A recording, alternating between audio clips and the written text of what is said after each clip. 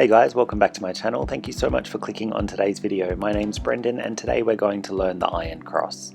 This pose is inspired by the gymnastics move, but surprisingly it doesn't need as much strength as you would think. On the rings this can take years of practice, but on the silks even beginners can achieve this move. As always, I recommend trying this move low to the ground if it's your first time and always seek professional instruction.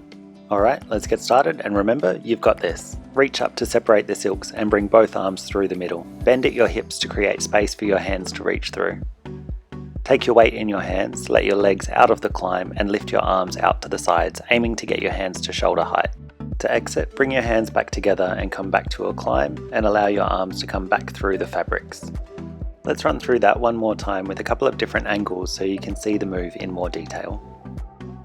If you're enjoying this tutorial, you can help me out by clicking the like button, and if you want to see more videos like this, make sure you subscribe and turn on the bell so you're notified every time I upload.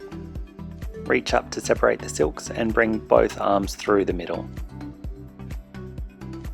Bend at the hips and sit back, allowing the silks to end up in your armpits. This creates space for you to reach your hands through. Hold onto the silks with your thumbs facing down.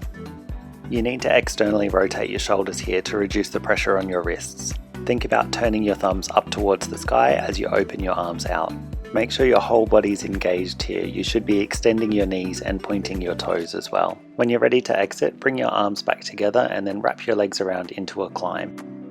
If you enjoy learning different poses on aerial silks, then check out my pose tutorials playlist in the top right corner. If you're more into drops and spins, then I'll link those in the description box below. I hope you guys have enjoyed this tutorial on the iron cross. If you have any questions, let me know in the comments down below and I'll see you in the next one. Bye guys.